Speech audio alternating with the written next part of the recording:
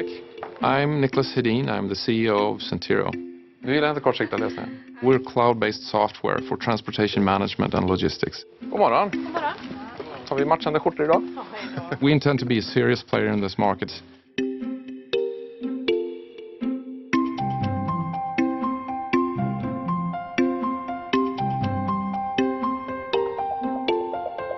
I always call the customer and ask them, why did we win? And they will most of the time say, it's about your people. It's about the way you interact with us and the feeling you create. Everything feels possible. We talk about how do we treat customers, how do we treat people that are coming new into the company. We are a team. Our culture and people in the organization are our competitive advantage. We're a technology company, and you could emulate our technology in no time these days. You could copy a lot of stuff, but you cannot copy culture that easy. Culture for me is purposeful design. It's not something you just get. It's something you actually invest in every day. You feel it when you enter the door the first time that this is a special place to be. So one of the reasons we turned to 7 Habits was that we already had a well-functioning organization, and we already have some of the finest supply chains and brands in the world as customers, and that's an indicator that we're doing something that's very, very right.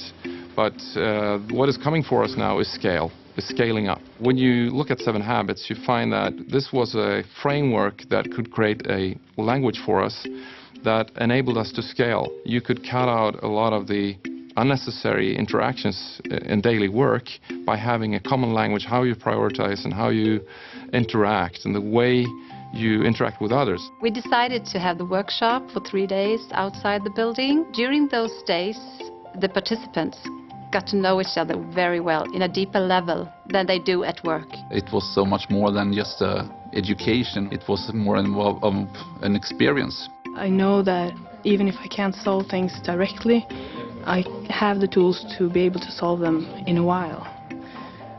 So I'm more relaxed. Nicholas models the 7 Habits by using the framework and the language. He's serious about this. You can't stand on the beach and be swimming at the same time. For me, it's important to understand what it is that we put people through. So it was only natural for me to go through the facilitator training and also facilitate myself. It's not me telling you to use 7 Habits, it's me actually being the 7 Habits. So if I'm talking about prioritization and worrying about people's time, I better not interrupt people and create Q3 or quadrant 3 activities. For us as leaders, for us as a company, it's only natural to worry about the whole human being. Because when we do that, when we create that certainty and comfort, we get the trust that we need in the organization in order to perform well. It starts with good morning. It's real simple. How are you? And not only saying that, but actually listening for the answer. Leadership is about having those small interactions rather than big follow-ups once per year. It's about these little small moments. We encourage people to sit down once a week to go through stage by stage, habit by habit, and talk to each other. And they really start to ask the questions outright. So is this important, or is it just urgent, or is it both? And you start to see people organizing their work around that. What we found is that it's not only talking about the habits, they actually create much, much deeper relationships within the organization. And that has a tremendous effect on how people interact and work later.